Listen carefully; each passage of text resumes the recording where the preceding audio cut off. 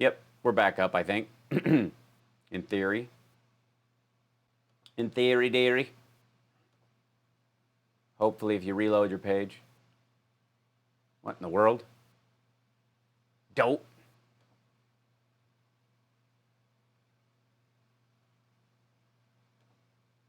It makes a whole new page, you rat. Why did... Oh, YouTube. Yeah, YouTube says it's online. Yeah, sorry. You see me? Okay. Did it come back? Did it come back on? Ta-da? Okay, good. All right.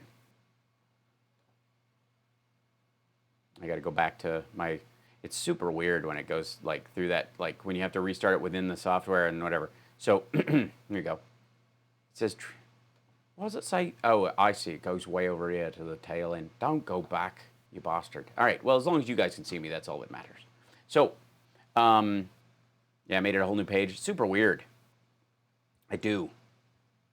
Yay. Hi, welcome back, everybody. So, this is Dr. John Campbell. Hi, Dr. John. And he looks very upset with us. Yes. Smash the thumbs up, give us a like. It jumped to another page, so there you go. So this clapping's explaining what?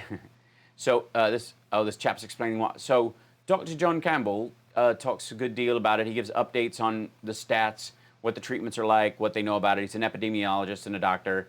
And he's talking today about how strokes are affecting some people. So let me see if I can find the section. About strokes in younger people. And I haven't really commented much on it up to now because the literature has been limited, but that's starting to come through now. So I want to report on a paper from the New England Journal of Medicine. Yes, now, Dr. John did eat John Lithgow. He's going to be played by John Lithgow in the movie. This shows that in 2 weeks in New York City, there were 5 strokes in younger people. And that's at least about 4.25 more than they would expect. Oh, yeah. And all of these patients did have COVID-19. So it does appear from early data that there is an increased number of strokes in younger people with COVID-19 infection.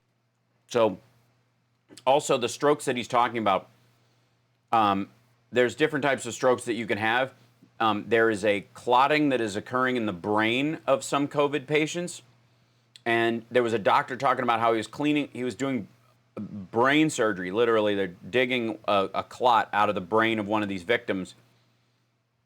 And he could watch it reclot as he was doing it live. He said it was one of the scariest things he's ever seen. Not many. So 5 in 2. Yes, it's quite rare, but when it does happen, from the whole city of New York. It's specific. But it does seem to be a complication of this condition. Now, this doesn't change the fact that COVID-19 is more serious in older people. It's more serious in people with comorbidities. Yet, a small minority of patients, and these were all under the age of 50, there is an increased probability of stroke. So that does seem to happen, but it's not common. So don't worry about it too much. It's not common, but there's a very important I love Dr. John Campbell's accent. I really do. I have to say, it's very comforting, even though it's awful news. Health education message here. And you may be aware of FAST already. If someone has a stroke, you have to act fast. FAST stands for face, A, arms, F-A-S, speech, and T for time. So it's face, arms, speech, and time. So, yeah, if their face starts to go, their arms go limp and they have no grip strength. Speech, becomes slurred. If they start looking like Trump at all, get them to a hospital. And in arms, we can include legs as well. So the face can become unequal. Now, the weird thing, I won't go into detail now, but that side of the brain controls that side of the body.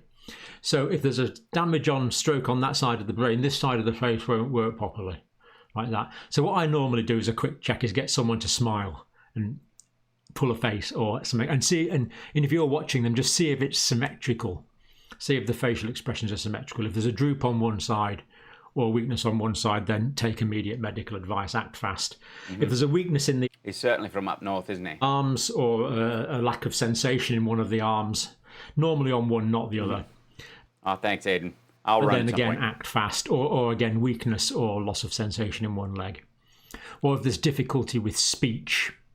Difficulty in speech can be in 2 forms. It can be that people can't quite get the words out, that the muscles... So he knows, he's explaining the stroke thing. You guys get that stuff, but there was a related aspect of this. And let's see.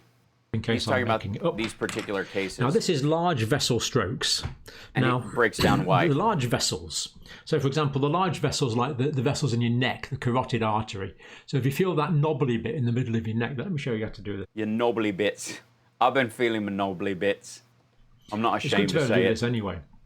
Yeah, it's good to feel your knobbly bits once in a while. I mean, you're home, you're alone. There's no one. If you feel that knobbly bit in the middle of your neck. I'm feeling my knobbly bits. I'm feeling my knobbly bits. Feeling the knobbly bits. And it's a lot of fun. The bit that vibrates when you hum, like that. It doesn't vibrate when I hum. It's strange. Put your fingers in a line like that. You don't have to teach me. And then just push them round the side of that back into the middle of your neck. I saw that in Rambo. And that's your carotid artery. That's a big artery. And that goes up and it gives rise to what's called the middle cerebral artery, which goes... Did my battery die? That's weird. Oh, goodness. Hold on. I've been on so long, I killed my battery. 1 second. I'll switch it over. I've got a fallback. Don't worry. I've got it just in case. So I tried to do... look at that. Fixed. This guy with the technology. Ugh, man. To either side of the brain. So the right carotid is going up to the middle cerebral, the right middle cerebral. Speak for yourself. I'm an alien. Carotid going up to the left middle cerebral. And these are the big arteries. So I agree. You can get a stroke, a blood clot in those big arteries. That's possible. The other sort is in the small vessels within the brain itself, but these are the big ones outside. Well, they might be small on you, lad, but not on some of us. Well, my knobbly bits. Brain. And what Hello. happens is, if you imagine that's... a chat with you and somehow death loses its sting. Let's show you this on that one. So let's... He's going to start drawing knobbly bits. The children might want to leave the room. Imagine that this is with the blood supply to the brain. That's going through... Oh, this is going to get dirty, I can just tell. And as we know, the arteries divide down into smaller vessels like that. Now, what happens is... It's like when you pee the night after. And this will be going to part of the brain. So let's imagine that's part of the brain up there. So that's part of the brain. Well, I certainly have fought with them a lot in college. What happens is... I'm kidding, I didn't go to college. In these large vessels... You're welcome. A blood clot can form here. So we can see that blood clot has formed. And we all get backed up occasionally. See, that's going to reduce the blood supply, the area that's left for the blood to get through. So the blood has to try... Black pudding's very black today, mother. Even the white bits are black. Sort of squeeze yes, Harry. Around the clot like that. Or sometimes the blood clot can completely block off the vessel like that. So if it completely blocks off the vessel, that's called a thrombus. Yes, it is. I've got a good thrombus. I'm very proud. I couldn't be happier about my thrombus. Yep. You don't have to spell it. I've got it tattooed on me knobbly bits. There's a blood clot. And if Thanks, Norman. I knew you'd catch up eventually. So that blood clot break off, it's called an embolism. A thrombus embolism. Right in your thrombus. So these are sometimes called thromboembolic strokes. And that means that area... You shut your dirty mouth. Shut up and never say anything again as long as you live. Of the brain. So dirty man. Blood's supposed to go up there to that area of the brain, but it's cut off. That is basically what a stroke is. So thrombus interruptus. So it's cutting off the blood supply to part of the brain. And the weird thing about the brain and the nervous system is that it's the left-hand side of the brain that controls the right-hand side of the body. And it's the right-hand side of the brain that controls the left-hand side of the body. Strange, but that's the way it is. It's the way it is. So these are... I've got theories about that, but then... Large vessel strokes. They're talking about large vessel... You dirty, dirty man. Strokes. Get on with it! Yeah. So it's the large blood vessels that supply the brain. Yeah. So there's been 1 woman and 4 men. This is what you need to know. There have been ischemic strokes, large vessel, He draws some more thrombusy drawings, and then they're talking about how they respond to therapy and discharge and rehabilitation. And then we get down here. Let's see. There it is. This is what I wanted to show you guys. The world, apart from you and me, seem to be a complication of COVID-19 disease in younger people, but it's a very rare complication, thankfully. But it is one that's worth knowing about so we can act fast. Yeah, remember fast, everybody. If anybody you think's had some fluish, like, if you feel a little fluish and you start experiencing symptoms of a stroke, it can be related to that when you're younger. We are worried about it. Very important. Now, vitamin D. This is the stuff I've been talking to you guys about. The next paper I want to bring you today is this long-running saga of the vitamin D story that the entire world, apart from you and me, seem to... A and I are on the same team on this. Be largely ignoring, but the evidence is becoming really quite significant for it. We're big fans of evidence around here. So, this study's from Indonesia. Fact, now, man. before we do that, let's just revise on Liz's excellent graphics to show the importance of this. Now, the role of vitamin D in protecting the lungs. Oh, this man is Dr. John Campbell, everyone. Dr. John Campbell. And nice, I've gotten nice and golden this week. UV's very strong in Vegas finally. Yes, it's true. It's right. Yeah. Dr. John Campbell. I'll post a link to this video on my Twitter feed afterward. He's great. Viral particles enter the lungs. They can cause inflammation in the alveoli. But most is caused by, so in other words, the inflammation in the alveoli here that collects this fluid is caused partly by the virus, but partly by the inflammatory response. So the idea is that the viral infection is less likely to occur in patients who have plenty of vitamin D, and the inflammatory response is less likely to occur in patients that have plenty of vitamin D. And we know that vitamin D is involved in all of these immune cells: lymphocytes, monocytes, neutrophils, and dendritic cells. And by the way, just so you know, the vitamins, yes, I love the vitamins. They're one of my favorite bands. But one of the reasons why, if you don't have enough vitamin D, you might get an over-inflammatory response and your lungs fill up with water and mucus and whatnot, is because your body knows you don't have enough white blood cells and lymphocytes and monocytes and neutrophils and dendritic cells to fight it off, so it uses whatever else it has. Get it? If you've got enough vitamin D, it'll send the proper cells in. If you don't have enough, it goes, oh crap, just use any spackle. All of which are... You get vitamin D from the sun, Noel, but you also can supplement it, and he's recommending supplementation. Immunological cells. Most places show you can get vitamin D3 as a supplement. Facilitate the... He's talking about far beyond the normal supplementation, though, not crazy like nutty vitamin C, all that kind of stuff. Reaction. But. And we also know that a lot of people are short of vitamin D. Now, roughly 10% of vitamin D comes from the diet and 90% comes from sunlight. So 90% of our vitamin D comes from sunlight.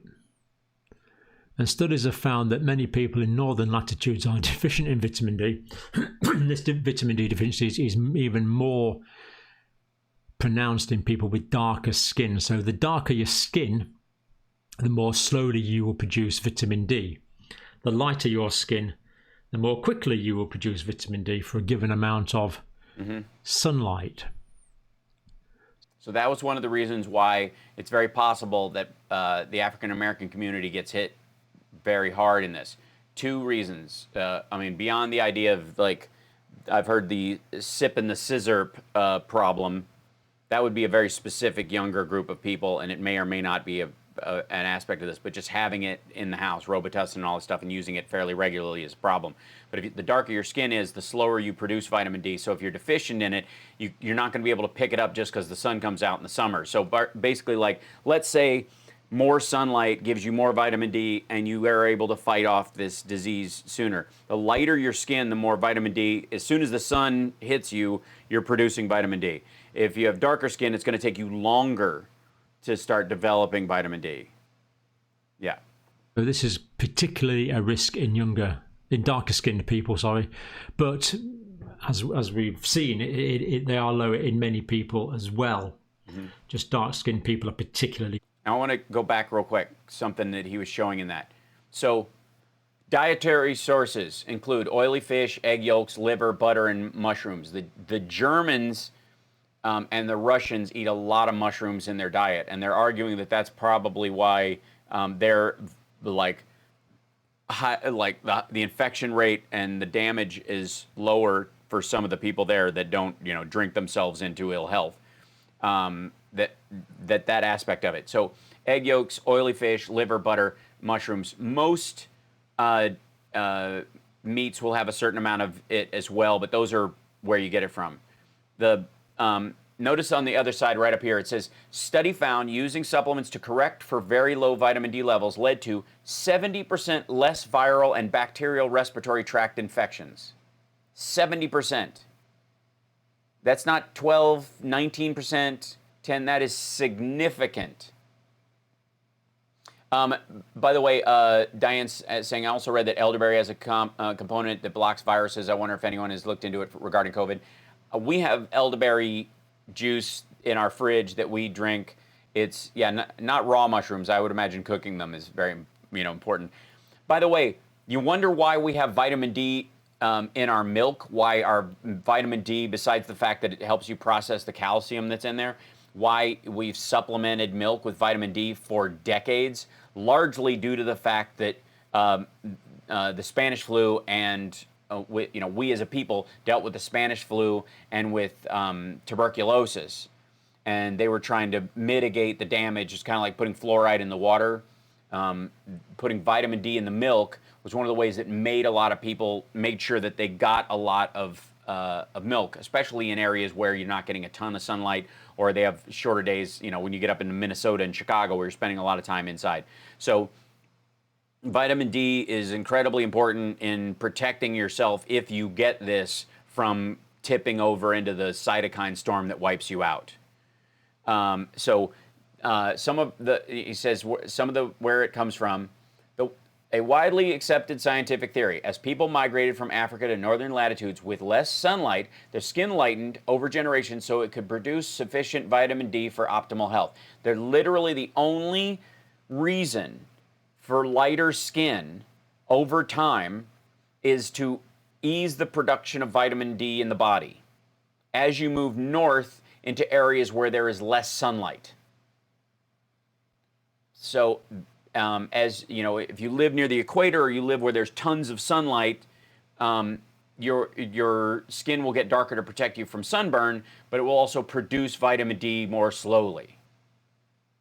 So when you're talking about black people in America, in Michigan and in Chicago and New York, places like that, which have warm summers but very cold winters and very gray winters over time, and perhaps even if we're talking about Seattle, which was low in sunlight for a very long time, the production of vitamin D is automatically very low.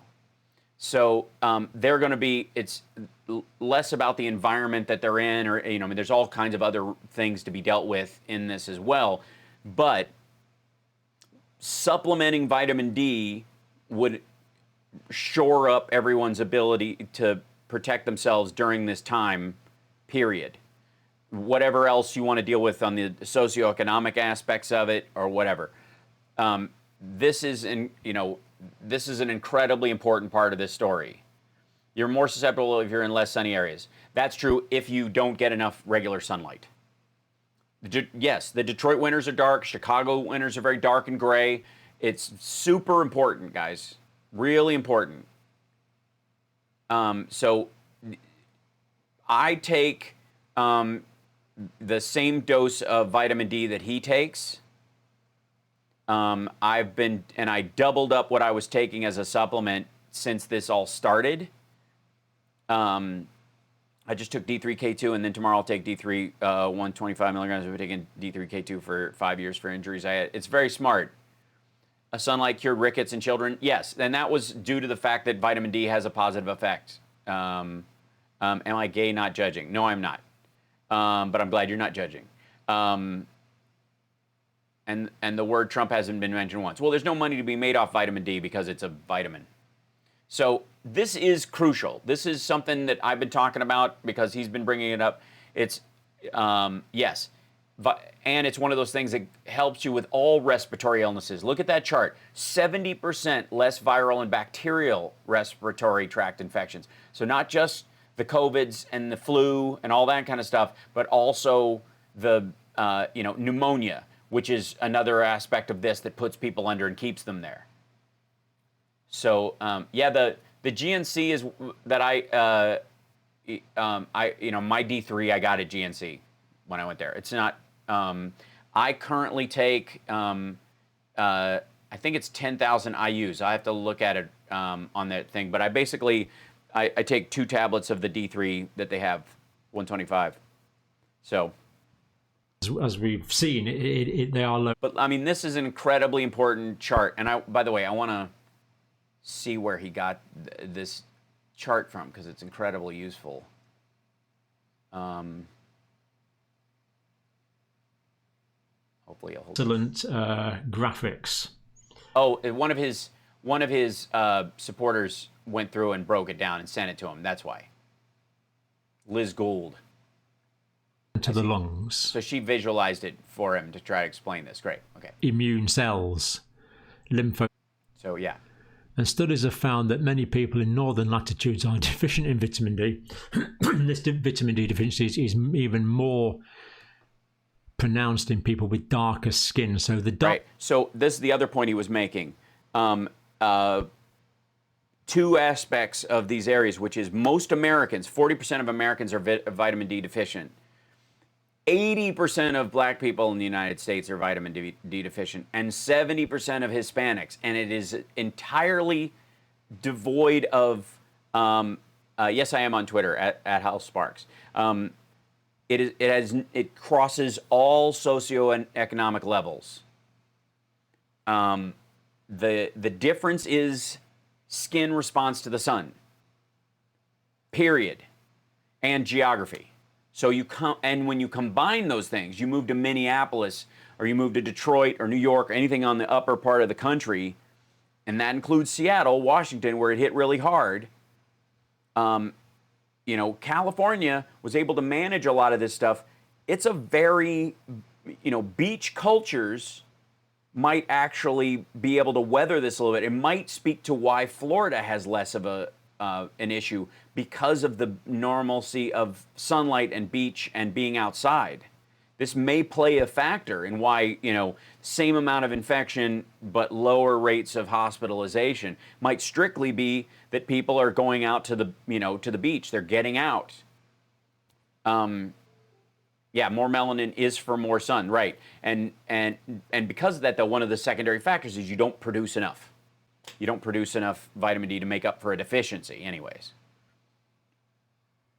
I'm not taking 2 pills of 125 mcg a day. I have to look; they're smaller than that, and I have these chewables too. But right now, it's 10,000 IUs, I think, is what it is.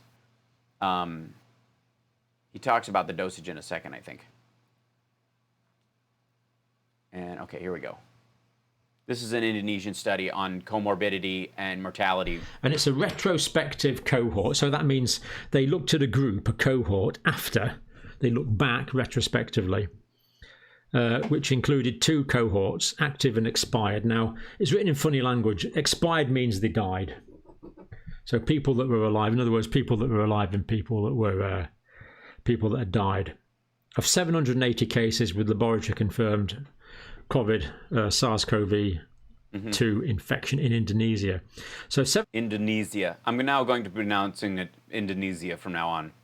I know Americans say Indonesia, but Indonesia. 180 people. I've got a chewable for magnesium. It's a good sample size. That's good. Some had lived, some had died. Check the link for yourself. Now, they concluded that age, sex, comorbidity, vitamin D status and disease outcomes were...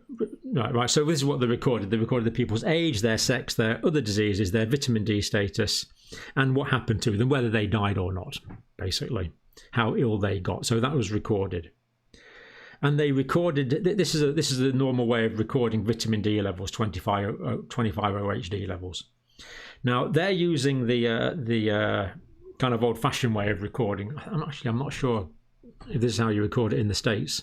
No, it isn't. And we do over here. We went from MDA, which was minimum daily allowance, to RDA, recommended daily allowance, because the industry wanted it. They thought minimum sounded bad. But anyway, they're saying normal was greater than 30 nanograms of Our GNC here is closed, so I had to order mine. vitamin D per mil. Yeah, I take 10,000 ICUs. Sufficient was 21 to 29 nanograms of vitamin D per mil, and deficient was less than 20 nanograms of vitamin D per mil. So that's what they were saying. So these are blood levels. So they were taking the blood level. Aiden, no problem. Eddie was a sticker on there, and we would just look at it, and then because he was a squared frame, we could put him in later. Greater than 30 nanograms per mil they were taking as normal. We could argue that's a bit low, but that's what they did in this results, in this study. Now, the results was they worked out what the death risk factors were. So who was more likely to die? Well, men, we know that. ACE6? Males were more likely to die. A nonogram. No, a nonogram, if you don't know, is a nanogram in the United States, but with a lion that takes you through a wardrobe into a magical world. Older people were more likely to die. We know that. Pre-existing conditions, people with comorbidities were more likely to die. So this is confirming what we already know, but it's always good to have it confirmed.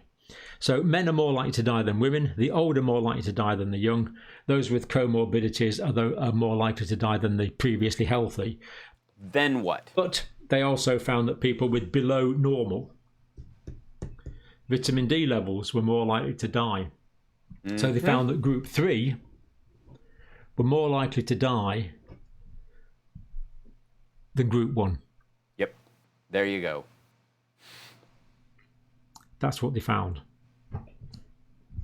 So, guys, I'm going to sign off. I've got a work thing to do in 45 minutes. They're going to stream it on Facebook Live. It's called Coffee Talk, but it's basically like a gathering for bookers to look at comics and people that they're going to book for the rest of the year once things go back to abnormal. But I want you guys to take this information with you, as much joy as we had, and what joy we did have today.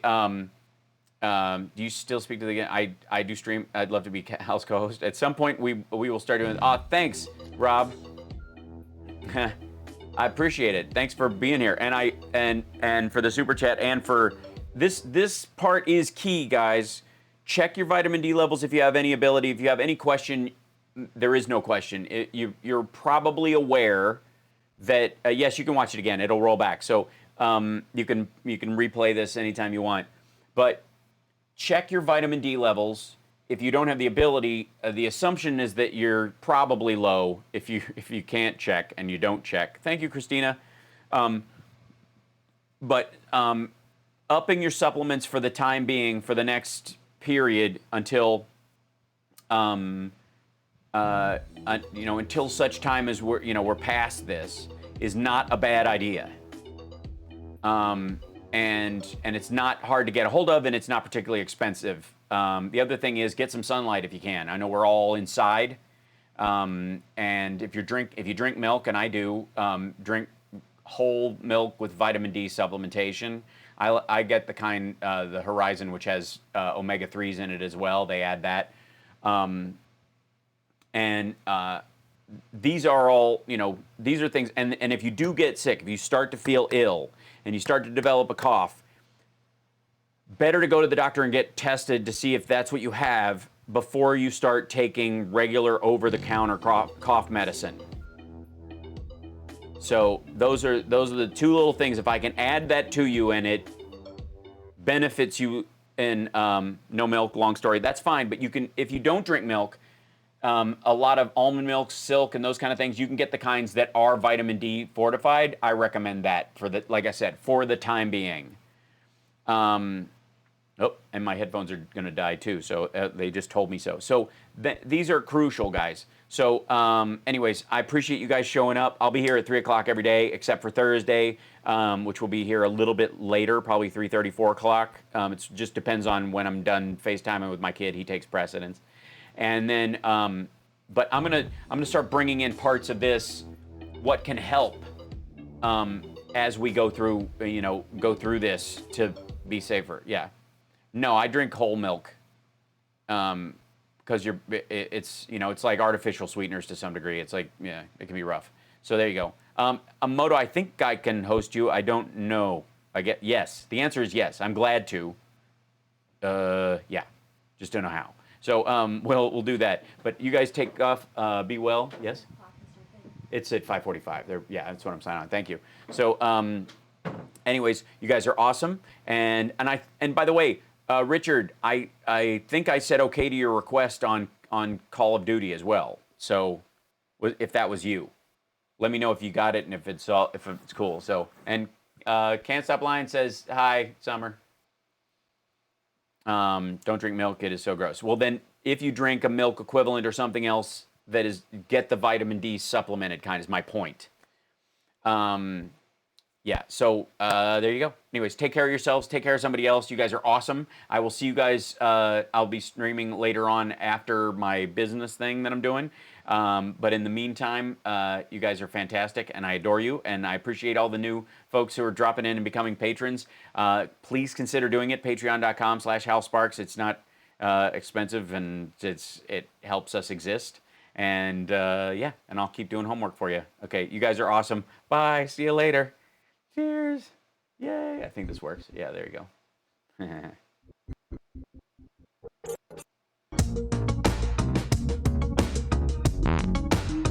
Just the facts, ma'am. The sportos, motorheads, geeks, sluts, bloods, wastoids, dweebies, dickheads. They all adore him. They think he's a righteous dude. Just the facts, ma'am. I'm a dude playing a dude disguised as another dude. Moon River. This is my sister. You can all have her.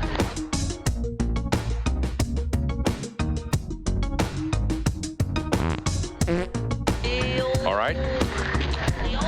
Stop right there, and I'll bring back the sun. Once it was reluctantly aroused. I'm a dude playing. Tell him, McCluskey. Tell him what time it is. You using the whole fist, Doc? You using the whole fist, Doc? You using the whole fist, Doc? Thank you, Doc. You ever serve time? Moon River.